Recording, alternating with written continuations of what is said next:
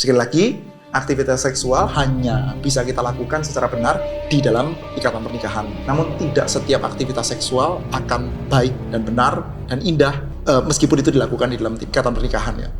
Itu bukan seks mandiri, bukan masturbasi ya? Enggak, maksudnya kalau masturbasinya depan-depan gitu suami istri, masa kita bisa sebut sebagai masturbasi ya? Kan berdua. Kan misalnya dia cacat lumpuh, dia kan suaminya nggak bisa gitu loh. Iya, tapi dia Tetap berdua masturbasi sebetulnya. Oh, tetap Apa? berdua ya? Masturbasi itu kan kalau secara definisi itu lakukan sendiri kan Pak. Kalau seks itu ada penetrasinya kan Pak. Nah, itu kalau definisi fisikalnya ya. Kalau menurut saya definisi yang lebih baik ya, kita sorotnya lebih kepada aspek sosial.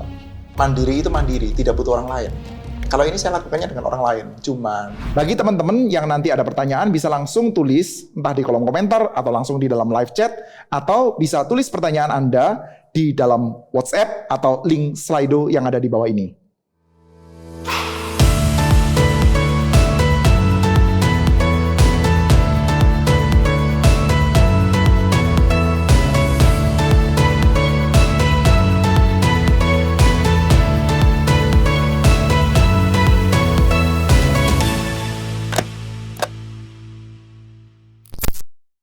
Hai semua, selamat datang kembali di Ngobrol Digital Ministry GRI Batam bersama saya Ervina Tambunan. Saya Eko. Saya Charlie. Saya Jackson. Ya, kalau di sesi sebelumnya kita ada membahas tentang cinta. Kira-kira kali ini kita mau bahas tentang apa ya? Apa nih kok? Cinta, kita bahas seks deh. Seks. Langsung terang-terangan ya. Langsung ya. Ngeri sekali. Udah nikah, Pak. Oh, oke. Karena Jadi seks kayak adalah salah satu ekspresi. Salah satu ekspresi dari gitu ya. karena dari tadinya cinta. udah cinta, sekarang kita bahas ekspresi dari cinta itu sendiri, yaitu seks ya. Salah satu ekspresi dari cinta. Salah satu. Oke, salah satu ekspresi dari seks. Pertanyaan masa kecil nih, Pak. Seks itu dosa nggak sih, Pak? Itu pertanyaan masa kecil kan ya. Bisa masih bertanya nggak? Udah nih dong. Karena udah nikah. Pertanyaan Karena majikan udah aja nikah. dia. Oke. Tentu saja seks tidak dosa ya di dalam dirinya sendiri. Tapi tentu seperti halnya banyak hal yang lain ya, seks bisa juga menjadi berdosa ya. Baik itu di dalam pernikahan maupun di luar pernikahan bisa menjadi berdosa ketika tidak dilakukan ya, tidak dikerjakan sebagaimana mestinya. Di dalam pernikahan Oh, ada juga dosa seks Juga di bisa. dalam pernikahan ya, Pak? disebut dosa ya. Kebayang nggak sih? Enggak. Sebelum nikah sih. Iya bener ya. Jangan buka kartu. Juga ya, pasti buat kita kan udah nikah loh gitu. Masa seks itu juga jadi dosa gitu? Contohnya gimana itu Pak maksudnya? Ya saya pikir sih kan memang ya bahwa kita mesti bedakan begini. Tindakan seksualitas atau aktivitas seks itu hanya bisa dilakukan secara tidak berdosa di dalam pernikahan. Namun tidak berarti semua aktivitas seks di dalam pernikahan itu pasti baik ya, pasti benar gitu. Ya kita bisa bicara lah banyak lah ya aksi-aksi di dalam pernikahan yang ternyata tidak seperti yang dimandatkan oleh Tuhan ya. Ya, seksualitas itu kan diberikan oleh Tuhan di dalam segala keindahannya untuk dinikmati di dalam relasi, di dalam tanggung jawab juga gitu ya. Yang dulu nih pernah isu di media yang jadi viral ya Pak ya, yang mengenai, pernah dengar sih rancangan undang-undang KUHP yang soal pemerkosaan di dalam ikatan perkawinan gitu, yang katanya benar. bisa jadi bisa dituntut lah begitu. Yang baru-baru ini ada ya? Yang ya sebenarnya udah tahun lalu sih ya kayaknya ya. Berarti maksudnya yang seperti itu Pak ya, maksudnya pemerkosaan meskipun dalam ikatan perkawinan gitu, jadi unsur paksaan gitu Pak ya. Saya pikir salah satunya ya. Salah satunya ya, itu kan kekerasan ya. Pemaksaan kekerasan itu bisa seperti halnya tindakan-tindakan lain yang bukan seksualitas ya. Pemaksaan, kehendak di dalam keluarga itu kan bisa berdosa ya. Orang tua kepada anak, anak kepada orang tua, suami kepada istri. Demikian juga ketika pemaksaannya itu adalah aktivitas seksual gitu. Sekali lagi, aktivitas seksual hanya bisa kita lakukan secara benar di dalam ikatan pernikahan. Namun tidak setiap aktivitas seksual akan baik dan benar dan indah meskipun itu dilakukan di dalam ikatan pernikahan ya. Termasuk itu tadi ya, kalau misalkan satu pihak memaksakan gitu ya kehendak, kan sudah melenceng dari hal yang memang dikasih sama Tuhan ya. Keindahan, relasi, tanggung jawab, termasuk di dalam kemauan untuk mempunyai anak ya. Ada juga kan orang yang melakukan hubungan seksualitas, melakukan hubungan seks, tetapi amat sangat mencegah sekali untuk mempunyai keturunan gitu ya. Kamu mau melakukan tindakan seksualitas tetapi tidak mau efek atau tanggung jawab di baliknya. Oh itu juga nggak boleh Pak. Saya pikir iya ya. Saya tidak mengatakan bahwa kita harus anti terhadap KB ya, bukan ya. Tetapi tindakan seksualitas dengan minus kemungkinan untuk mempunyai keturunan ya. Saya pikir ya tidak seperti yang dirancangkan oleh Tuhan ya. Tapi lain hal kalau misalnya dia udah punya banyak keturunan gitu kan. Iya, Pak iya. ya? Lain hal ya. Bukan berarti kita tidak boleh punya planning berapa anak di dalam keluarga, bukan berarti gitu ya. Kalau begitu Pak, kan juga saya sering dengar cerita nih, maksudnya dari teman-teman juga di kantor. Kalau itu tadi kan pemerkosaan di dalam keluarga gitu ya. Kalau satu sisi dia bukan pemerkosaan, tapi mungkin lebih kepada tidak bisa melayani gitu Pak. Mungkin karena sakit atau cacat gitu, atau mungkin ketika mereka melakukan hubungan itu bisa berdampak satunya memiliki penyakit yang menular gitu. Kalau itu dosa nggak Pak? Kalau pada akhirnya mungkin dia memilih jalan lain seperti kayak ya seks mandiri atau apa gitu Pak? Masturbasi gitu ya. Ya. Iya, iya, iya. Saya lupa. Yeah. Yang satu tidak bisa melayani itu misalkan apa ya, misal haid begitu ya, atau Itu kan kalau haidnya mungkin di masa saat itu ya Pak.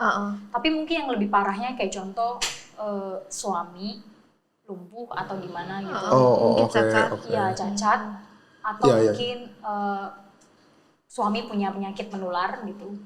Iya, iya. Suami punya penyakit menular tuh, Mungkin maksudnya HIV HIV, AIDS gitu ya, iya, ya. iya. Ya, ya, ya.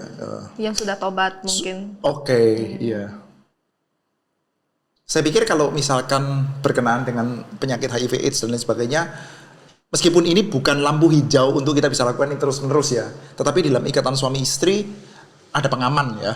Mungkin kita semua sudah tahu lah ya, ada kondom dan lain sebagainya, mungkin bisa meminimalisir secara besar-besaran risiko penularannya begitu. Tetapi betul sih kalau ada case-nya itu cacat dan lain sebagainya, bagaimana dengan masturbasi? Di dalam ikatan pernikahan meskipun ini tidak ideal ya, saya pikir masih kita lumayan bisa kerjakan lah ya. Sedapat mungkin lakukanlah itu. Tapi kalau cacat ya agak sedikit tidak mudah ya mungkin ya. Jadi ada case ya yang saya pernah dengar itu pasangan suami istri, mereka saling mengasihi, mereka keluarga yang baik, mereka juga ingin saling melayani. Namun ada semacam kayak problem hormonal ya, entah di laki-lakinya, entah di perempuannya, sehingga tidak mudah untuk mereka itu bahkan bisa punya gairah, libido begitu ya, entah karena pengaruh hormon dan lain sebagainya gitu ya. Tetapi mereka ingin saling bertanggung jawab, ingin saling menghidupi sungguh-sungguh itu. Engkau tidak berkuasa atas tubuhmu sendiri, tetapi suamimu atau istrimu. Dan lalu mereka melakukan, sebetulnya itu tidak bisa disebut sebagai masturbasi kalau begitu ya. Bukan seks mandiri. Mereka lakukannya tidak dengan penetrasi alat kelamin. Tetapi ya melalui cara yang seperti kayak dilakukan masturbasi, tetapi mereka berdua begitu. Saya pikir itu masih ada ruangannya untuk seperti itulah ya. Masih oke lah. Kalau yang kayak seperti oral sex, anal sex gitu gimana Pak? Saya nggak tahu loh batasannya sampai seberapa ya. Namun saya sih percaya ya, sepanjang kedua-duanya itu rela menikmati dengan baik, lalu ada di dalam batasan yang tidak akan buruk untuk kesehatan. Mungkin oke ya. Saya nggak tahu ya, case untuk anal seks itu akan mengganggu kesehatan atau enggak gitu ya, karena kebersihannya gitu ya, atau oral dan lain sebagainya, saya nggak tahu. Tetapi saya percaya bahwa manusia itu, ini saya dengar dari Pak Tong sih ya, cuman memang dielaborate ya, saya tidak mengatakan Pak Tong mengatakan ini ya, tapi ide dasarnya saya dapat dari Pak Tong bahwa manusia itu diciptakan oleh Tuhan dengan anatomi tubuh seperti ini, salah satunya memungkinkan kita untuk paling bisa eksploratif di dalam menikmati seks. Bisa kebayangkan ya, kuda kalau nge-seks seperti apa gitu, anjing kalau nge-seks seperti apa gitu, atau gorila dan lain sebagainya gitu. Kita manusia itu memang diberikan anatomi tubuh yang melaluinya ternyata kita bisa sangat eksploratif terhadap urusan seksualitas. Jadi saya pikir ada variasi dan lain sebagainya itu baik ya. Cuman variasinya sejauh apa, saya pikir salah satu batasannya adalah tidak ada yang merasa terpaksa. Karena kalau ada yang terpaksa berarti kan perbudakan ya, pemerkosaan itu namanya gitu. Dan tidak membahayakan secara fisik ya, misalkan penganiayaan atau saya nggak tahu ya kalau anal itu nanti bisa berbahaya secara fisik atau enggak, infeksi dan lain sebagainya gitu. Tapi kalau itu bisa seperti itu, saya pikir risikonya itu menjadi salah satu batasan tuh, lampu merah itu. Kayaknya ini kelebihan deh, begitu ya. Membahayakan fisik, berarti kayak sejenis menyakiti, berarti kalau mungkin ada gaya seks yang seperti itu Pak, menyakiti pasangannya gitu, itu juga. Iya, menyakiti kalau sampai menyakitinya membahayakan ya. Dan karena kayak gini, pernah dengar kata fetish ya? Apa semacam kayak kecenderungan-kecenderungan orang bisa bergairah akan hal-hal yang tidak kebanyakan orang seperti itu gitu ya. Cuman fetish itu ternyata jenisnya banyak sekali gitu. Ada orang yang bisa suka sama nggak tahu ya. Kaki gitu. Iya, atraksi itu tuh kaki lah atau hidung atau apa. Kalau hidung ada umul ya. Kalau hidung maju atau pesek atau apapun lah gitu ya. Atau ada juga yang sukanya misalkan dengan kekerasan gitu. Itu ada pihak yang memang suka mendapatkan kekerasan juga loh, begitu. Dia lebih bisa turn on gitu, lebih bergairah gitu. Saya pikir ya jangan membahayakan lah ya, jangan membahayakan. Jangan sampai apa nanti rusuknya patah tuh karena itu ya jangan membahayakan gitu. Salto gitu. Di dalam tahapan tertentu ya imajinasi dan lain sebagainya, tetapi saya pikir fetish itu ada ruangnya. Sepanjang sekali lagi ya, mereka lakukan itu di dalam relasi yang sehat, yang saling mengasihi dan saling mau melayani, sama-sama setuju begitulah ya. Ada konsennya. Iya, betul. Tapi apakah yang seperti itu Pak sebenarnya masih tanda kutip normal ya Pak? Maksudnya kan kayak kalau saya mikirnya ya mungkin berhubungan ya ala normal aja gitu. Saya nggak pernah terpikir ada hubungan yang bisa puas dengan menyakiti begitu gitu Pak. Maksudnya itu kategorinya tetap normal ya? Atau Makanya memang disebutnya fetish ya. gitu ya? Itu apa? Fetish itu artinya apa sih? Aneh ya? Aneh. Atau tidak lazim ya? Ya lazim. Tapi memang ya kalau kita ngomong tentang range selera itu bisa Macam-macam. normalnya itu orang kan bisa lain-lain ya. Saya pikir batasan normalnya itu ya jangan ada terjadi pemaksaan, jangan terjadi satu hal yang membahayakan begitu. Itu kalau Gimana Mas? pernikahan. Dia udah nikah. Dia lagi minta nggak lain. Ada masalah nggak? Lagi minta Enggak nggak sih, nanya. enggak. Cuma ini maksudnya gini ya, pertimbangan, nggak tahu salah satu pertimbangan mungkin ya. Dalam satu diskusi, saya dan istri gitu ya, diskusi kita ngomongin apa ya, ngomongin soal tempat sampah gitu ya. Ngomongin tempat sampah. Saya berpendapat, saya bilang ya, kan nggak semuanya, maksudnya kita bisa buang sampah di tempat sampah, oke. Tapi kita bisa juga dong buang sampah di di baskom atau apa yang ya kita peruntukkan untuk kita jadikan tempat sampah gitu ya. Nah kemudian istri saya dia ngomong yang menurut saya make sense juga. Dia bilang begini sih, dia bilang bisa sih memang kita misalnya buang sampah ya di tempat lain itu bisa, misalnya di ember atau dia bisa. Tapi ember itu kan nggak diperuntukkan, nggak diciptakan itu untuk itu gitu tujuannya. Tapi kalau tempat sampah jelas tujuannya memang untuk itu gitu. Itu mungkin analogi ya. Jadi in a sense sih memang namanya analogi nggak bisa 100% ke semua cakupan gitu ya. Tapi dalam hal ini bisa masuk ke situ nggak Bang? Maksudnya kayak Tuhan cipta misalnya oral sex gitu ya. Tuhan ciptakan mulut kayaknya bukan buat itu gitu ya. Tapi ada tempat yang khusus untuk itu. Tapi ya itu tadi pendapat saya tadi itu kan bisa aja kan selama ada lubang gitu. Bahasanya ya. Mohon maaf yang unik kayak Iya. Nggak diperuntukkan gitu, tapi bisa gitu. Iya. Saya juga enggak, sekali lagi, kalau buat saya sih batasannya itu gini, tahu dari mana mulut itu diciptakannya adalah hanya untuk itu, atau tidak gitu. Tangan ini ciptakannya untuk apa nih? Ya kalau kita memang restriksinya sangat, ini kayak lagu sekolah minggu, tanganku mulutku memuji Tuhan gitu kan. Kakiku berjalan mencari jiwa gitu ya. Tapi kaki kan bisa juga buat mengayuh sepeda dan lain sebagainya gitu. Ya seperti itulah ya. Jadi kalau buat saya sih batasannya ya jangan ada yang terpaksa. Jangan ada yang maksudnya yang satunya tidak enjoy dan lain sebagainya begitu. Apalagi kalau sampai paksaan dan membahayakan kesehatan. Tapi memang fakta bahwa kita mempercakapkannya itu memang lebih tidak lazim ya.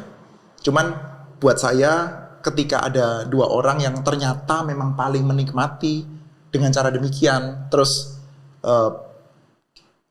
intinya gini ya, kalau misalkan ada degree condemnation-nya gitu ya, kita kasih derajat kita ngomong itu salah gitu ya. Saya termasuk yang ringan tuh. Mengatakan ya lebih baik yang biasa sih. Tentu kalau disuruh ajukan pilihan A sama B, ya saya pilihannya lebih kepada yang normal. Ya dalam artian alat kelamin dengan alat kelamin gitu ya, bukan alat untuk makan dan bersuara dan bicara gitu. Tetapi saya memilih untuk tidak menganggap aneh dan terlalu keras untuk aspek yang satunya ketika hal itu tidak mengganggu kesehatan dan kedua-duanya berasa sangat oke gitu. Apakah bisa kedua-duanya sangat oke? Itu pertanyaan yang saya tidak tahu ya. Karena saya belum ketemu di dalam realitas kehidupan. Ya, karena realitas kehidupan saya kan cuma satu ya, gitu ya. Saya ketemu hubungan seksualnya cuma dengan istri saya ya. Tapi ada yang maksudnya yang berhubungan dengan teman dan lain sebagainya itu yang ketemu tuh saya belum pernah ada gitu. Jadi enggak tahu juga sih. Dan bisa jadi seperti tadi Pak Eko bilang, bisa jadi ada konsekuensi kesehatan ya. Mungkin ya, tapi saya enggak tahu juga. Tapi kalau misalnya kayak di usia, misalnya kita belum berumah tangga begitu Pak, nggak bisa ngedetect ya, maksudnya nggak bisa ngeliat oh ini nanti tipenya bakal suka menyiksa begitu ya cewek. Waduh, masa pacaran itu kita kita lihat kan, iya kan. Mungkin nanti tipenya Saya pikir boleh dibicarakan loh. Oh, boleh dibicarakan loh. langsung Iya. nanya langsung. Tapi iya Pak, Iya nggak tahu cara nanya. Of course kalian ngerti lah ya cara nanya ya. Kita kalau misalnya mau pacaran nyok kan juga gitu aja. Kita ngerti cara komunikasinya lah ya. Tanyanya nggak di hari pertama pacaran juga. Jadi kamu cara berhubungan seperti apa? nanya gitu ya. Oke, sesi hari ini kita ngomongin tentang relasi seksual. Seleramu gimana? What turns you on? Iya. Ini pertanyaan yang Tapi itu boleh dibicarakan loh. Waduh, Saya pikir tabu boleh banget gak sih dibicarakan. Pak? iya itu kayak tabu untuk orang-orang Asia gak sih Pak? Memang tabu. Dan Nah, kalau menanyakan hal kayak gini kita jadi Dia menandak ilfil dan tolak iya, gitu kan. dan malah kita yang akan dicap kayak waduh ini anak saya nggak pikir bener. Gereja boleh memfasilitasi loh. Maksudnya di dalam kelas kita ngomongin. Waktu sesi hari terakhir kita ngomongin tentang seks dan lain sebagainya, gak ada yang nanya sama sekali. awkward banget Pak. Udah Nggak juga bisa. kalian orang baik-baik semua. nggak nyaman kayaknya ya. Pas konseling nikah Betul, juga betul. nggak pernah tanya. Nggak nyaman banget. Nggak Tapi pernah saya dibicarakan soal di dalam gereja ya. Iya. Iya, makanya jadi tabu. Karena seks ini dianggap ya tabu. Sayang loh. Nggak bisa dikomentari. Sayang loh, karena ini kan pemberian Tuhan. Pertama, pemberian Tuhan mesti kita anggap sebagai satu hal yang baik ya. Tapi sayangnya kita lebih mengikuti tabu yang disuruh oleh budaya kita ketimbang kita ngikutin arahan yang dikasih sama Tuhan kita gitu, Alkitab ya. Nah, dalam kitab suci kan sebetulnya seks tidak ditabukan, seks pemberian Tuhan yang indah ya. Sehingga seperti halnya kita perlu untuk saling mengenal karakter, seperti halnya kita perlu mengenal latar belakang, budaya, selera makan juga probably gitu ya, anything lah ya. Saya pikir membicarakan tentang seksualitas, tentang selera dan lain sebagainya itu penting juga. Cuman kalau awkward, ya itu gereja boleh memfasilitasi ketika konseling dan lain sebagainya. Cuman jangan terlalu belakang lah ya. Kalau konseling pranikah itu kan orang yang sudah memutuskan untuk menikah gitu ya. Tiba-tiba. Ya, tapi ini kayak gini boleh dibicarakan karena saya tidak tahu ya Pak Jackson ini sudah maksudnya ketika bertemu dengan teman-teman yang sudah sama-sama menikah itu kamu ketemu atau enggak. Tapi kalau saya ya konseling dengan orang gitu ya, belum lama loh saya jadi pendeta, nggak terlalu sebentar juga. Tapi kelihatan beberapa di antaranya itu seksualitas itu adalah salah satu problem yang ternyata gede sekali, besar sekali. Sehingga banyak hubungan seks di dalam pernikahan yang akhirnya tidak berjalan dengan baik di dalam pernikahan. Termasuk di antaranya yaitu tadi pemerkosaan atau paksaan, salah satunya nggak gitu suka atau tidak mau. Penolakan terus-menerus ya. Jadi seksualitas yang salah satunya adalah tidak mau melakukannya. Pada waktu janji nikah kan kita juga mengungkapkannya ya bahwa kamu tidak berkuasa atas tubuhmu sendiri tapi pasanganmu gitu. Kita itu pendek kata berjanji juga mengatakan bahwa oke, saya akan nge-seks sama kamu begitu. Saya akan mau kalau dia nge-seks sama kamu begitu. Tetapi ya karena itu ditabukan, kita sangat hati-hati dan kalaupun ada problem kita biasanya diam-diam. Tabu sih memang awkward sekali sih ya. Tapi ya sekali lagi ya kita semua orang-orang yang sudah dewasa lah ya. Terlalu dewasa bahkan mungkin. Jadi ngerti lah ya caranya untuk suatu hari mengkomunikasikannya. Berarti sangat penting ya. Saya pikir selama ini Pak, tabu kan, jadi Iya. kayak seolah-olah tidak sangat berdampak ke segala hal kalau itu bermasalah gitu kalau Iya. di hubungan rumah tangga ya. Benar. Sesuatu yang ditabukan itu berarti gede kan ya. Kalau sesuatu kecil kan nggak ditabukan, kalau nggak penting nggak perlu ditabukan kan. Benar sih. Tapi tadi Bapak udah ngomong soal misalnya salah satu pihak nggak mau gitu ya. Salah satu pihak nggak mau. Ini pemikiran aku sih, maksudnya kayaknya lebih ke pihak perempuan gitu Pak ya, maksudnya ya. Maksudnya, I mean bisa, of course, Jangan gitu bisa, ya. Taunya bisa cowoknya dua dong. hal. For sure pasti ada lah. Cuma kalau kayaknya mungkin kalau kita ambil statistik, mungkin bisa jadi perempuan gitu ya Pak ya. I mean dari Karena cowok nggak ngaku. Oke, nggak lanjut. Maksudnya kalau dari ini sisi perempuan, memang tapi belum nikah ya? Nggak tahu sih kebayang atau nggak sih? Maksudnya apa sih yang membuat, misalnya kalau kalian nikah nanti gitu? Kalau nggak yakin ya? Ada Ini mostly kemungkinan Pak. tidak menikah. Ya. seolah-olah kan ya. When, mereka kata when. Ketika kalian nikah, ketika. Oh iya, sorry. Kalau berarti ada yang iya, ada yang Oh gitu. Bukan if tapi when. Ini mau nikah. yang ini yang nggak mau ya. Kebayang nggak sih? Maksudnya kebayang why don't want to do it gitu loh. Maksudnya ada momen tertentu atau belum kebayang kali ya? Gimana Kak? Karena dia belum mandi? Oke. Mungkin. Tinggal mandi kan? Tinggal mandi ya. Iya, itu kan tinggal mandi. Perkaranya nunggu mandi aja bentar. Nggak tahu sih sejauh ini terpikir kayaknya nggak mungkin gitu ya. Nggak tahu ya Pak. Kayak terpikir nggak mungkin karena ya katanya itu hubungan yang indah kan. Ya nggak mungkin orang tidak mau menikmati hubungan yang indah gitu. Mungkin loh. Menurutku sih. Mungkin ya Pak. Mungkin loh. Saya nggak pernah jadi perempuan sih ya. Tapi kan sudah berkeluarga ya, sudah suami istri. Ada banyak hal loh yang membuat kita bisa nggak kepengen. Misalnya Pak. Capek, misalkan. Atau konon ya. Ini dari yang banyak saya dengar. Kalau laki-laki itu memang sistem operasi seksualnya terutama itu indrawi. Jadi suara, bau, penglihatan, gitu ya, indrawi. Kalau perempuan katanya nih sistem operasi seksualnya itu lebih non indrawi.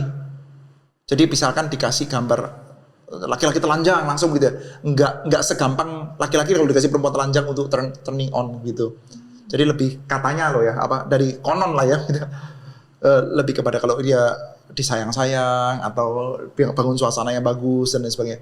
Jadi kalau misalkan mau having sexnya malam gitu, kayaknya mesti dibaikinya sejak 3 hari sebelumnya atau mulai pagi atau gimana gitu. Jadi pemanasannya panjang sekali gitu ya. Sehingga ketika itunya nggak jalan tuh bisa ya itu bisa nggak kepengen gitu. Tapi ya saya nggak tahu ya. Itu kan pertanyaannya untuk perempuan ya. Masa perempuan saya wakili gitu. Benar sekali. Jadi bagaimana ya, belum nikah? Gak kepikiran ya? Amin wajar kali ya, belum kepikiran karena belum nikah juga. Iya. Pandangan saat inilah, kamu bakal tidak terima atau tidak terima gitu. Mana ya? Gak bisa bayangin. Dia bisa bayangin cuma belum mandi gitu ya. Iya. Yang dibayangkan cuma belum ada. Belum mandi, nggak mau lah gitu. Hal yang bisa buat ilfeel gitu. Mungkin karena kasar kali ya cowok-cowoknya? Enggak. Kasar. Iya. Di-treat dengan kasar sehingga Akses tarik gini Ya gitu. treatment mungkin kan. aja treatment mungkin bisa jadi. Tapi kalau yang Bapak sering temuin, maksudnya dalam konsultasi, Capek ya? gitu ya. Terus ya itu kurang penghargaan. Kadang-kadang begitu. Kalau ini bisa laki-laki perempuan saya rasa ya Pak ya, bisa dua-duanya. Laki-laki itu menurut saya ya laki-laki itu lebih gampang untuk Kan dirangsang. oh iya. Lebih gampang dirangsang karena cara rangsangnya itu indrawi begitu. Jadi kalau indrawi kan Yang saat itu ada gitu ya Pak? bukan sekedar saat itu ada. Pokoknya bisa diakses melalui indera itu seringkali bisa bikin kita terangsang begitu. Tapi kalau perempuan itu kan dia perlu berasa menghargai, dia perlu berasa dihargai, perlu berasa dicintai dulu dan sebagainya. Sehingga ya penolakannya itu kadang-kadang dia tidak berasa dihargai, tidak berasa dicintai atau ya ini problem tarik seperti kayak dulu waktu kita ngomongin tentang pacaran, waktu mau menikah ya. Dia tidak mempunyai penghargaan yang cukup terhadap laki-lakinya. Mungkin loh ya, dia jadi gak tahu gimana jadi lebih tidak berminat aja. You are not fit for me lah kayak begitulah gitu. Arogan. Bisa Tapi gitu udah juga. nikah. Kenapa? Tapi sudah nikah. Sudah nikah. sudah nikah. Orang kan kita tahu lah ya, orang pacaran tidak senantiasa beres ya. Jadi ketika menikah juga ada juga yang perempuan susah untuk menghargai laki-lakinya kan. Laki-laki susah mencintai perempuannya juga sering kan ya, banyak kan ya. Nah itu bisa menjadi masalah tuh. Jadi Dan mengambil seks ini sebagai satu cara untuk mengontrol laki-lakinya? salah satunya kadang-kadang juga dia mungkin nggak terlalu kepengen tapi ya dia tidak turning on.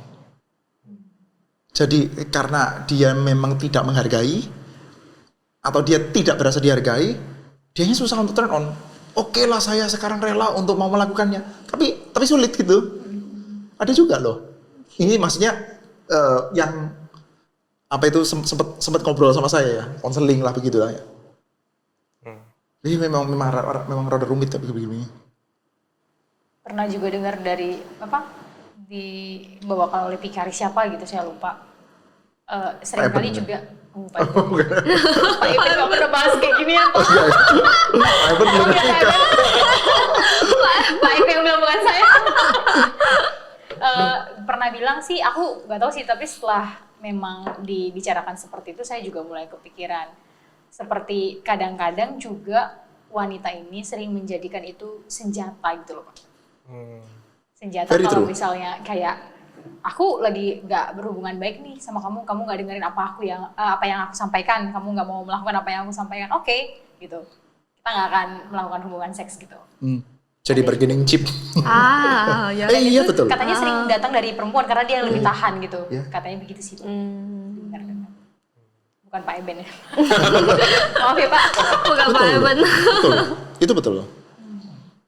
Makanya tapi ini jokes saja kali ya. Waktu seorang gubernur ya di salah satu provinsi gitu ya ngomong, terus ngebahas soal kan kalau dia gubernur istrinya jadi apa sih, ketua PKK atau apa gitu ya. Iya.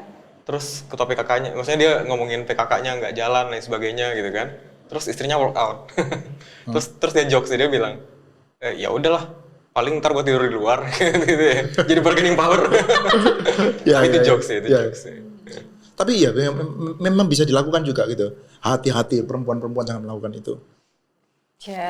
Baik. Iya, hati-hati loh, hati-hati. Maksudnya kalau laki-lakinya dipaksa untuk akhirnya memikirkan alternatif lain. Kamu melakukan itu kan berarti saya tidak menyarankan bagi Anda pria yang punya istri sedang seperti ini, jangan memikirkan alternatif lain, tentu. Tetapi perempuan yang terus-menerus seperti ini kan memaksa laki-lakinya untuk memikirkan alternatif lain. Kalau dia bisa punya aksesnya, maksudnya keuangan cukup, tampak lumayan gitu, itu kan bahaya sekali tuh. Bisa cari perempuan di luar tuh, gawat tuh. Tapi kan bisa jadi dia bilang gini Pak, maksudnya ya kan kita nikah, tapi kan nggak melulu soal seks gitu. Maksudnya Ya memang. Argumennya gitu loh. Betul, Tetap itu nggak betul. bisa dibenarkan Pak ya. Enggak, itu betul bahwa tidak melulu tentang seks. Maksudnya suami istri nge-seks terus itu kan juga enggak gitu kan ya. Tetapi juga bukan berarti tidak ada seksnya. Iya, saya argumen itu kan kadang-kadang dipakai untuk menutupi keengganan kita, betul, untuk bela diri gitu. Of course, siapa yang nggak ngerti sih kalau menikah bukan melulu seks. Melulu seks itu pergi pelacur gitu ya. Kita pergi pelacur ya melulu seks, bukan untuk pacaran gitu kalau pergi pelacur gitu.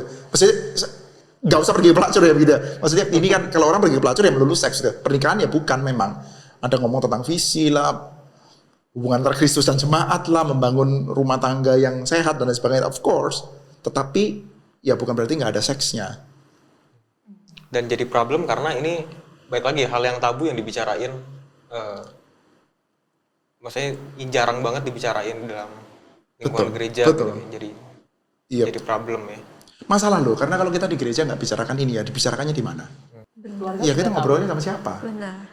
Kalau di teman, keluarga sendiri juga tabu. terus teman kasih alternatif lain, gawat. Ya? Exactly, ya, katakanlah di dalam keluarganya ini, katakanlah keluarga yang baik-baik sekali lah, tapi dapat source-nya dari mana? Gereja nggak pernah ngomong gitu. Gereja bungkam nggak pernah buka suara, itu dapat source-nya dari mana? Ya akhirnya kan dari sumber-sumber yang mungkin pertanggungjawaban teologisnya tidak kuat ya. Gitu. Katakanlah dalam keluarga tidak tabu pun ya. Jadi saya pikir gereja mesti membicarakan ini memang sesuatu hal, nggak usah ngomong permasalahan dulu ya, satu hal yang memang ada, satu hal yang memang dicatat juga di dalam kitab suci. Apalagi kalau kita bicara tentang permasalahannya juga ada dan gede. Oh, cukup Yang belum luas. menikah gitu. Jadi kami aja pikir kalau misalnya kita belum nikah nih Pak, pikirnya kalau udah menikah, oh ya udah seks itu hal ya udah biasa, udah enggak Iya. ini lagi. Benar. Nggak akan seluas ini gitu. Iya. Hari ini dibukakan cukup banyak sih. Nah itu kalau sudah menikah, sekarang masalahnya kalau belum nikah Pak, seks itu sebenarnya dosa nggak sih sebelum nikah? Pastilah ya. Udah jelas kayaknya ya. Itu jelas ya, bukan pertanyaan masa kecil lagi ya. Tapi kayak Jackson bilang tadi, ada batasannya nggak sih Pak? Mengatakan seks, oh bagian seks ini tidak dosa kok kalau masih remaja atau pemuda gitu. Oh bagian seks ini dosa. Ada batasan gitu nggak sih Pak? Maksudnya tuh mungkin lebih kayak kalau seks mandiri gitu ya, masturbasi kan saya nggak berhubungan dengan orang lain nih sendiri gitu. Itu termasuk kadang kan apa namanya? Koridornya kayak ada pihak lain yang tersakiti, ada korban lain atau tidak. Enggak merugikan siapa-siapa, juga tidak mengganggu kesehatan, enak lagi gitu kan ya. Konsen cukup diri sendiri. Iya. Perempuan juga melakukan masturbasi loh. Perempuan. Saya juga tahunya lebih belakangan sih. Saya nggak tahu ya, kalian ngerti nggak ya? Ngerti lah ya. Perempuan juga bisa melakukan masturbasi. Mau ngerti aja. Nanti kita ngomongin sekarang ya Pak. Yang gimana gitu biar kami jelas. Bisa ada ciri-cirinya Ya ya. kita nggak tahu kan Pak. Maksudnya oh yang kami alami itu oh ya masturbasi mungkin gitu. Kita Tapi betul. menjawab dan yakin aja ngerti. Kalau menurut saya ya, betul seperti yang dikatakan sama Jackson tadi ya, bahwa ternyata memang ada alasan-alasan seperti itu tadi. Tidak menyakiti siapa-siapa, tidak merugikan siapa-siapa, lalu terus apa tadi, juga tidak merugikan secara kesehatan, di dalam tataran yang tidak eksesif ya. Mencegah kanker prostat Pak. Katanya berhubungan seks I think untuk laki-laki ya, untuk pria. I think I've read it somewhere. Oh, oke. Mencegah kanker ya. Jadi Karya ilmiah dari mana? kalau buat saya sih begini, semua faktor itu tadi boleh dimasukkan. Sehingga buat saya memang seringkali damage-nya lebih kecil. Kalau kita ngomong tentang dosa ya, kita itu kan Tuhan kita itu bukan Tuhan yang tidak yang menghukum dosa karena simply karena itu adalah pelanggaran. Kamu melanggar yang saya suruh, saya hukum, gitu. Tapi ketika ada perintah-perintah yang diberikan oleh Tuhan bagi kita, itu senantiasa akan berguna untuk kita, gitu. Jadi ketika kita melakukan dosa, itu pasti ada damage bagi diri kita sendiri atau bagi society yang terjadi, sehingga Tuhan itu tidak suka, bukan simply karena melanggar dia, gitu. Jadi dalam hal ini kalau kita bicara tentang seks ya, seks di luar pernikahan, yaitu masturbasi, saya pikir memang seringkali di dalam banyak case damage-nya lebih kecil daripada pergi ke pelacur misalkan, selingkuh misalkan gitu ya, damage-nya lebih kecil. Cuman memang kalau kita lihat apakah tidak ada damage-nya, bukan nggak ada damage-nya loh. Kita itu kan gini, masturbasi itu kan kita akan membayangkan sesuatu ya, membayangkan. Biasanya kan masturbasi bukan simply kita bermain-main dengan alat kelamin saja kan ya. Ada sesuatu yang kita bayangkan ya. Nah, bayangan itu kan unreal ya. Dan bahayanya kita jadi akhirnya itu lebih bisa berelasi dengan bayangan. Virtual tuh sebetulnya itu. Virtual reality itu, virtual sex tuh gitu apa. Karena kita merasa diri kita dengan bayangan-bayangan itu sendiri. Sementara seringkali yang ada dalam bayangan-bayangan kita itu sesuatu yang nggak real, nggak ada itu dalam hidup sehari-hari yang seperti yang kita bayangkan itu. Seringkali seperti itu. Jadi akhirnya kita jadi bisa punya ekspektasi yang ngaco gitu. Atau kalau misalkan pakai video porno, film biru gitu ya. Kita tahu ya namanya juga film ya. Film porno adalah film gitu. Seperti halnya film action adalah film gitu. Kita lihat film action, kungfu dan lain sebagainya, bisa terbang-terbang gitu. Dan kita tahu itu nggak ada itu di dalam dunia sehari-hari, nggak ada gitu.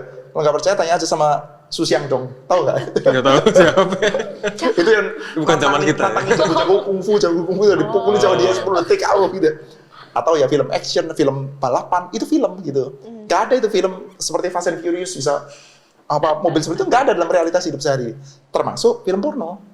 Kamu akhirnya kalau punya ekspektasi seperti itu, nanti kamu akan ketemu bahwa itu nggak ada yang kayak begitu. Seperti dalam film itu action pakai artis dan sebagainya, nggak ada yang kayak begitu. Kita jadi bisa punya ekspektasi yang ngaco ya. Jadi tetap ada damage-nya. Hati-hati, jangan. Saya kalau ngomong nggak boleh sama sekali, ya memang itu tidak boleh ya. Tetapi untuk menjatuhkan condemnation, saya pikir juga tidak mudah ya buat kita ya. Condemnation yang berat ya. Karena ini sistemik ya.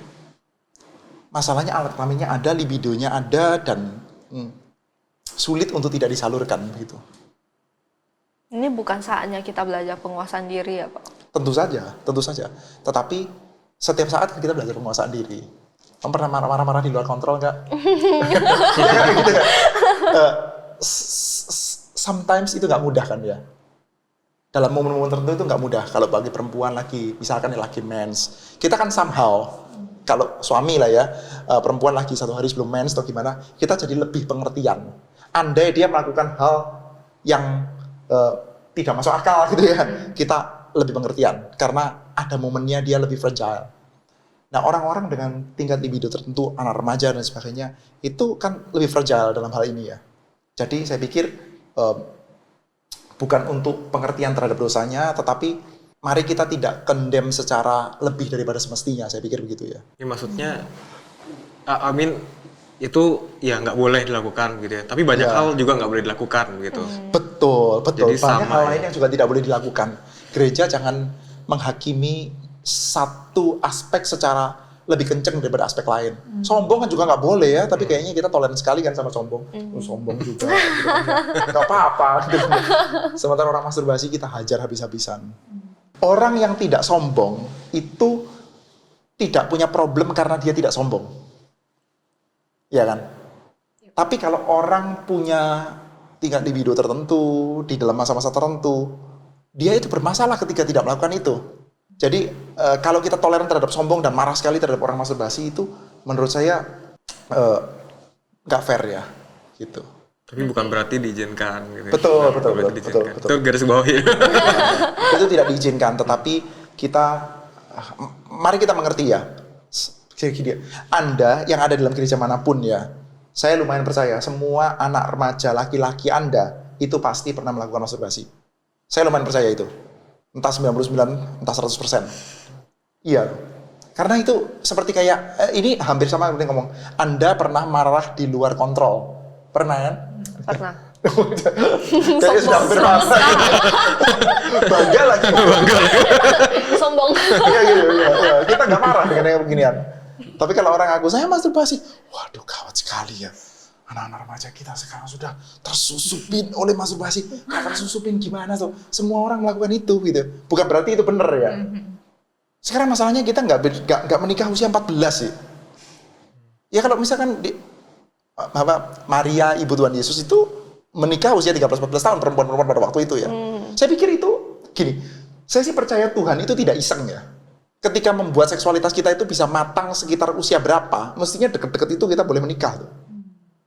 Saking sekarang standar sosial kita dan lain sebagainya sudah disetting sedemikian rupa sehingga kita itu menikahnya usia 28, 29, 30 gitu ya, sampai 35 baru menikah gitu ya. Wah itu nahannya kelamaan. Garis bawah tadi ya, bukan berarti boleh. Tetapi dari kita, pihak gereja, pihak orang Kristen, gak usah seperti kayak kebakaran jenggot kayak ketemu waduh celaka, anak saya masturbasi gitu. Ya pasti anakmu masturbasi, anakmu tetanggamu juga masturbasi, anak semua dalam negara ini masturbasi semua begitu. Nah itu tadi untuk orang yang punya hasrat seks di luar pernikahan ya Pak. Nah kira-kira ada nggak sih ya orang yang tidak punya hasrat seks mungkin? Ada nggak ya Syah? Mungkin ada. Mungkin ada ya. Ya. Gimana kok? Dulu kamu kayak gimana? Dulu Dulu nggak punya hasrat seks dengan ada gitu. Sekarang punya. Iya, aku di bagian yang dulu sekarang punya gitu. Tapi kayaknya ada istilah kan yang ditambahkan di depan LGBTQA+ gitu ya. A-nya itu refer to LGBTQA+, L lesbian, G-nya gay, B bisexual, T transgender, Q queer, kemudian ada A-nya itu bisa disebut aromantik sama atau bisa aseksual, which is dua kategori yang berbeda gitu ya. Aromantik berarti nggak bisa Merasakan? nggak pengen hubungan romantis begitu. bukan nggak pengen ya, antara nggak pengen atau nggak punya hasrat itu gitu misalnya. Kalau yang aseksual kebalikan, salah satunya ya itu nggak punya hasrat seksual gitu ya. Ada istilah itu, cuma aku belum pernah. Tidak punya hasrat, apakah itu menjadikan dia berdosa gitu Pak? Susah ya ini. Saya Ya. tidak punya Nggak hasrat. punya hasrat. Bukan saatnya dia manfaatkan aseksualnya itu untuk melayani Tuhan dengan baik. Maaf. Dia kayak yang namanya hasrat kayak sangat menghalangi kita untuk melayani Tuhan. Kalau kita mau lebih fair secara yang tertulis saja ya di dalam kitab suci kita ya, lebih banyak atau bahkan hampir semua ini tapi memang case ya. Jadi kita nggak ngomong tentang normnya ya, tapi tentang case ya. Teguran-teguran atau hal-hal buruk yang disajikan adalah hasrat yang dilimpahkan secara salah ya, ketimbang tidak berhasrat. Begitu. Jadi saya percaya kalau tidak berhasrat itu lebih bisa digolongkan sebagai cacat ya. Cacat. Dan maksudnya seperti kayak orang tidak punya mata dan sebagainya, cacat begitu ya. Cacat. Tidak apa-apa ya pakai kata-kata ini ya. Memang bawaannya seperti itu gitu ya. Dia tidak perlu kita hakimi karena cacat gitu. Nah kalau begitu Pak, nah dia nggak punya hasrat seksual, berarti kita bisa, karena kutip kita kategorikan cacat. Nah gimana kalau misalnya dia punya hasrat seksual tapi ke sesama jenis, apakah itu bisa kita kategorikan cacat? Iya, saya pikir ya. Cacat juga homo gitu ya. Iya. Homo, lesbian. Ya, kalau yang bicara tentang bawaannya, bawaan lahir sudah begitu ya. Gitu. Iya. Emang ada yang nggak bawaan lahir Pak? Saya nggak tahu ya, katanya ada yang Ada secara yang- sosial. Iya. Bisa ada jadi juga kali ya. gitu kan ya. Bisa jadi kali. Sosial. Tiba-tiba belajar atau les gitu ya? Enggak, bukan. Les. Les tiba-tiba jadi. Les bahasa gitu. Kelas Oh, LGBT. Dan itu lebih karena diefek sama lingkungan sih. Kalau lingkungannya itu cenderung orang-orangnya mengarah ke sana, ada yang teman-temannya yang saling suka lah dalam konteks ini sih, sama-sama banyak yang gay atau apa. Mungkin aja kalau kita bisa keikut, karena honestly dulu saya juga bisa dibilang sedikit keefek sama hal-hal kayak gini. Jadi saya memilih tertarik sama cowok, tapi juga lumayan I admire. Jadi rasa admire-nya ini saya salah artikan menjadi rasa suka. Maksudnya ini cowoknya atau? Ke cewek. Ke cewek. Oh, oke. Ke cewek. Kita jangan jalan-jalan oke. lagi ya. Bawa cowok juga ya. Jadi saya rasa itu bisa menjadi hal yang di efek lingkungan juga sih. Kalau untuk saya.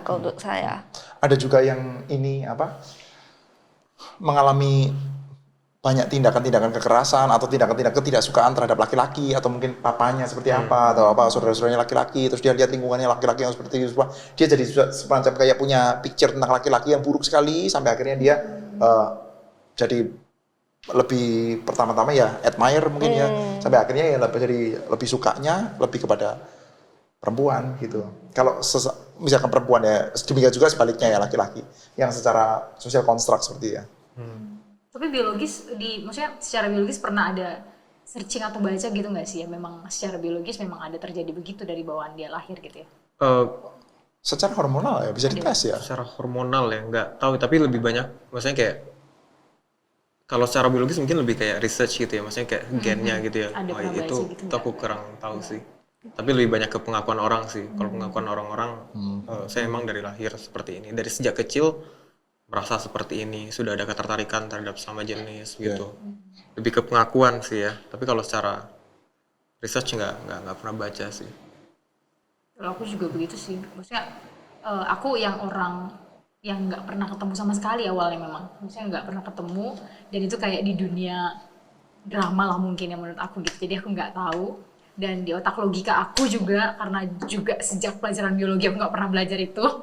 Di otak aku ya mama dan papanya sendiri aja orang yang bisa melakukan itu, kenapa tiba-tiba ada anak yang seperti itu? Aku mikirnya ke arah sana sih Pak gitu. Tapi akhirnya aku ketemu dan ada juga yang memang mereka dari kecil udah cerdas seperti itu. Tapi aku belum terfikir memang secara biologis begitu sih gitu. Tapi aku nggak tahu itu apa gitu. Tapi kalau begitu kan ya mereka jadi kategori cacat kan Pak. Kalau cacat berarti apakah mereka diizinkan gitu? Maksudnya saya udah punya hasrat nih, tapi hasrat saya untuk sesama jenis saya, misal saya homo atau lesbian gitu. Apakah saya boleh menyandang cacat saya itu untuk melegalkan saya melakukan seks dengan sesama jenis? Kan kategorinya cacat. Soalnya tadi kan di hubungan pernikahan tadi kita bahas kan, karena dia cacat, berarti mungkin kita bisa mandiri. Nah sekarang ini juga kategorinya kan cacat gitu. Apakah akhirnya dilegalkan untuk? Kalau Jackson dulu pernah ceritakan ya, kamu kayaknya juga punya temen juga gitu. Terus gimana kamu tanggapannya? Iya, teman ada ya, ada teman yang ngaku sebagai gay gitu ya.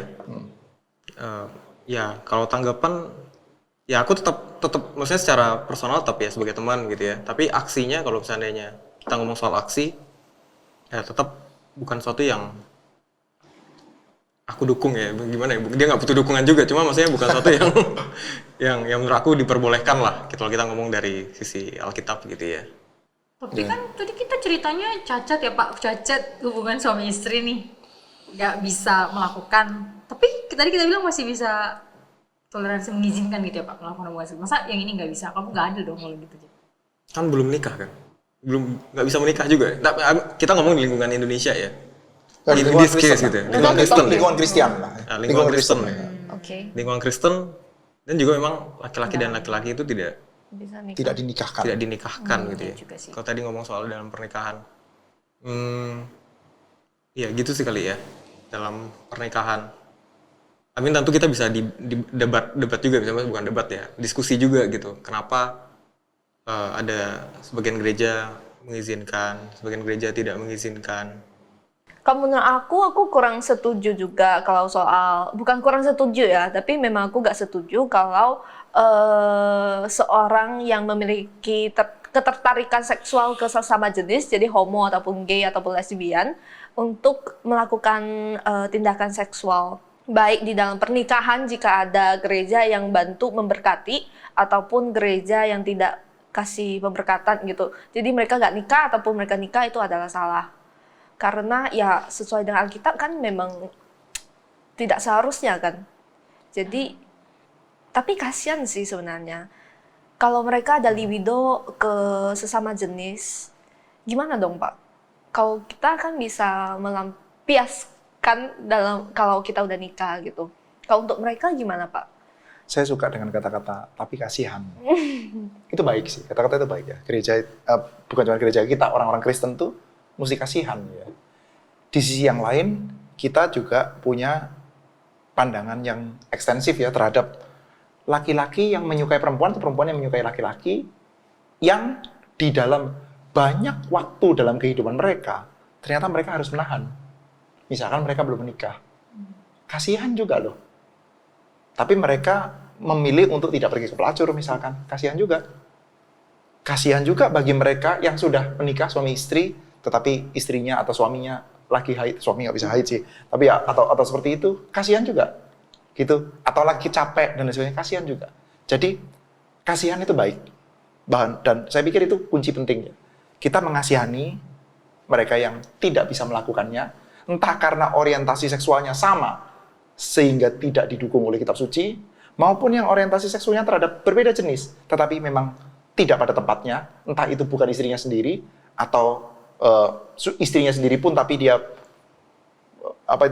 lagi dalam keadaan tidak bisa, kita kasihan. Tetapi di dalam keadaan itu kita juga mengatakan bahwa tidak boleh. Gitu. Saya pikir ini adalah tempat untuk pergumulan ya. Jadi kalau misalkan penyuka sesama jenis ya, homoseks, ya, laki-laki atau perempuan ya, lesbian dan homoseks, LGBT lah. Itu kan status ya. Status yang kita sebut tidak sama dengan orang-orang lain dan orientasinya itu bertentangan dengan normalitas yang dikasih sama Tuhan. Makanya saya pakai kata-kata cacat ya. Itu adalah tempat untuk kita bergumul, saya pikir. Status itu kan kita itu tidak dihakimi karena statusnya kita. Misalkan Shirley itu punya status pemarah gitu ya. Dia pemarah, tetapi dia menahan diri untuk tidak marah-marah secara tidak terkontrol gitu ya. Itu kan penahanan diri yang mesti kita hargai gitu ya. Karena kita tidak bisa mengatakan karena dia kan memang pengarah. Ya sudah silakan aja pemarah gitu ya. Atau saya pendendam, saya pembenci gitu ya. Sudah silakan aja saya mukulin orang dan sebagainya. Ya enggak bisa begitu kan ya.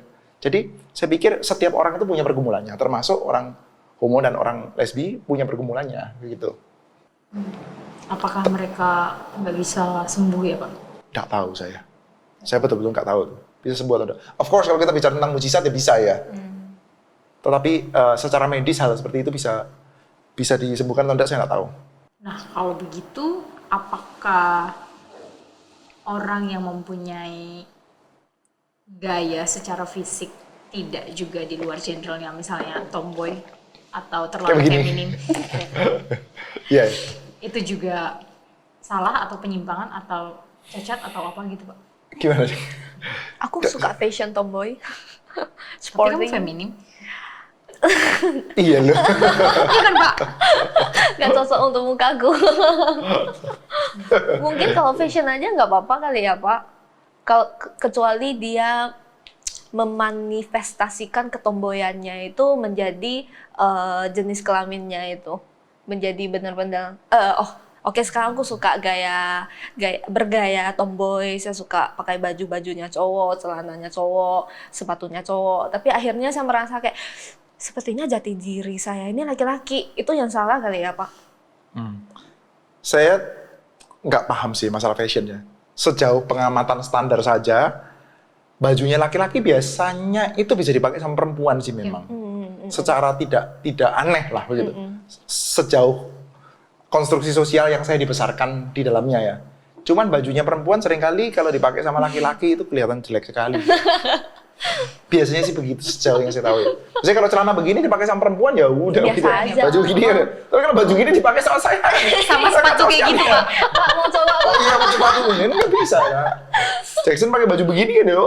Tapi sebenarnya yang kayak gini kan aslinya dari laki-laki ya Pak?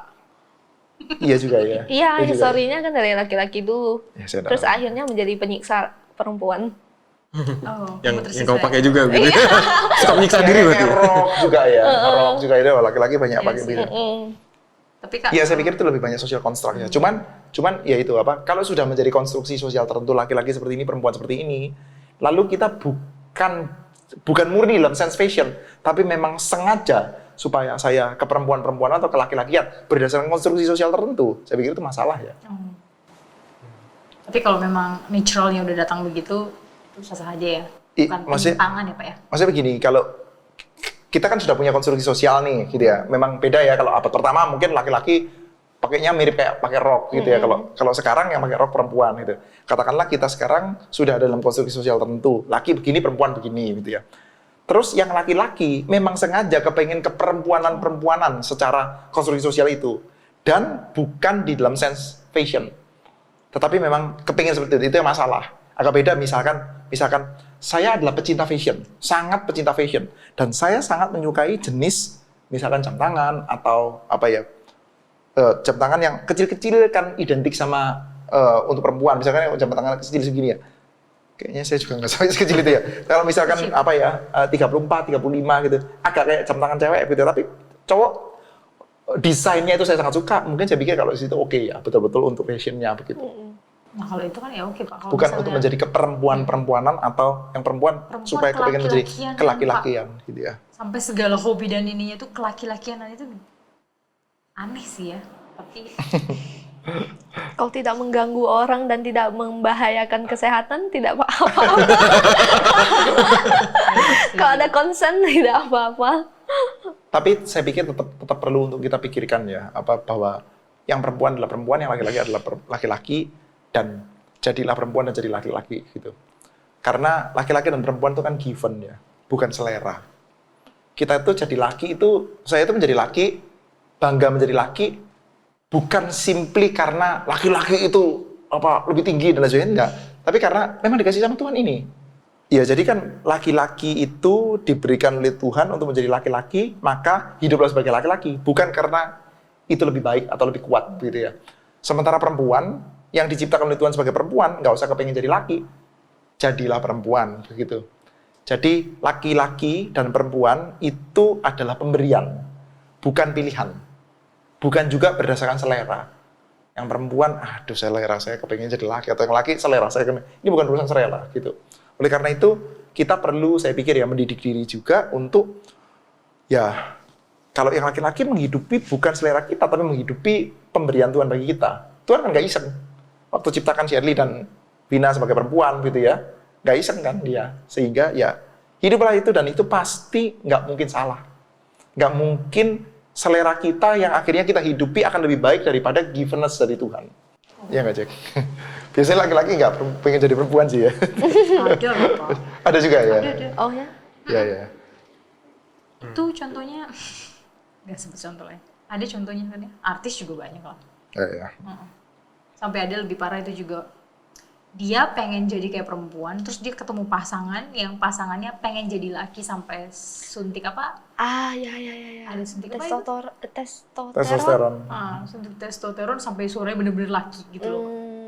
Sampai beberapa tahun, dan ya hormon-hormon laki-laki tumbuh kayak apa ya? Bulu di sini gitu ya, sampai di kumis gitu. Iya. Tapi dia memang rajin suntik. Tapi mereka akhirnya Menikah. dia menikah sama yang kebalikan dari dia gitu. Iya. Pernah dengar. Ada Luar yang negeri gitu. kan ya? Rumit banget ya akhirnya ya. Rumit ya, Pak. Iya. Tapi kalau yang kayak gitu, Pak, itu kan udah ketemu lawan jenis, Pak. Ya enggak. Iya sebetulnya lawan jenis sih dari awal. Dari asal lawan jenis ya. Laki-laki dan perempuan yang menjadi perempuan dan laki-laki. Iya, Gitu. benar. Kok kayak gini? Ini berarti bukan Makin bukan lesbian, bukan gay, tapi pasangan Transgender. penyuka beda jenis tetapi transgender. Benar. Ya transgendernya itu yang masalah kan ya. Betul. Tapi tetap aja kita juga nggak mendukung transgender ya, Pak. Tentu saja masalahnya di situ kan. Kita merasa pemberian Tuhan itu tidak tepat. Tapi sering sekali kan, Pak, apa ya, kayak contoh teman-teman saya, mungkin orang-orang di luar sana juga banyak seperti itu ya. Sering sekali mereka akhirnya takut datang ke gereja, takut konseling, takut menunjukkan dirinya kepada, dalam tanda kutip, mungkin pemuda-pemudi yang terlihat rohani gitu. Karena sering kali cenderung gereja itu dalam pandangan mereka, ayo nih menghakimi nih, kamu salah nih, nggak boleh masuk gereja. Oh kamu kayak gini nih gitu. Iya. Jadi mungkin sudah bisa, mungkin melalui media ini kita boleh sama-sama sampaikan. Sebenarnya kita juga di sini kan untuk ngebahas ya, maksudnya membahas gimana baiknya, ininya gimana. Tapi bukan berarti ketika kita ketemu orang seperti itu, kayak saya sendiri ketemu teman yang seperti itu, bukan kita jadi mengucilkan. Teman-teman jadi takut ke kita karena oh ini orang sering ke gereja, mainnya di gereja, enggak lah gitu. Iya. Takut. Bener loh. Gereja itu pasti tidak bisa mengatakan yang salah itu jadi benar, nggak bisa. Tapi seringkali memang sikap kita sebagai orang-orang Kristen itu kagok gitu. Terhadap jenis dosa yang seperti ini kita kagok gitu. Sehingga kita akhirnya sikapi secara berlebihan, dalam arti lebih daripada jenis dosa-dosa yang lain gitu. Nggak fair jadinya. Saya percaya gereja semestinya terus menyatakan yang salah itu salah, yang benar itu benar. Nggak bisa kita mengatakan yang misalkan homoseks atau lesbian itu benar, nggak apa-apa, transgender nggak apa-apa, kita menerima kamu karena nggak apa-apa, itu memang berbeda saja. Enggak. Buat kita itu bukan variasi, bukan varian. Hidung mancung, hidung pesek itu varian gitu. Kulit hitam, kulit putih, budaya apa itu varian. Tapi homoseks, lesbian itu bukan varian. Itu kesalahan itu, gitu ya. Itu membutuhkan pertobatan, membutuhkan struggle.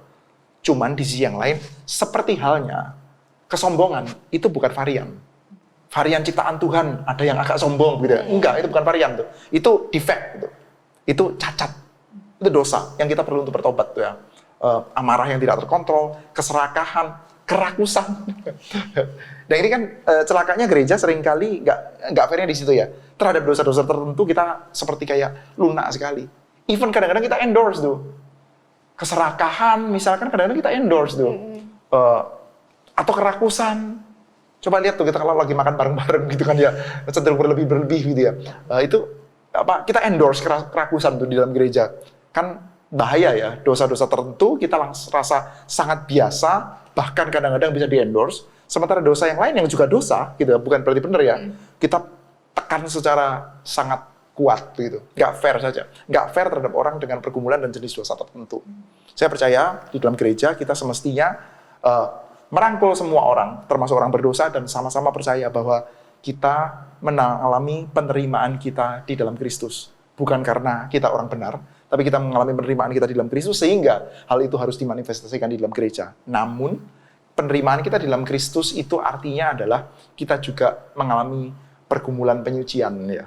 Ada yang berargumen ya, maksudnya berargumen dia itu homoseksual ya, dia berargumen ya saya homoseksual dan I'm proud to be homosexual karena saya percaya bahwa Tuhan nggak salah menciptakan saya sebagai homoseksual gitu ya. Ini bawa Tuhan ya ceritanya ya. Jadi kan udah bawa Tuhan. Bahwa Tuhan nggak salah menciptakan saya sebagai homoseksual.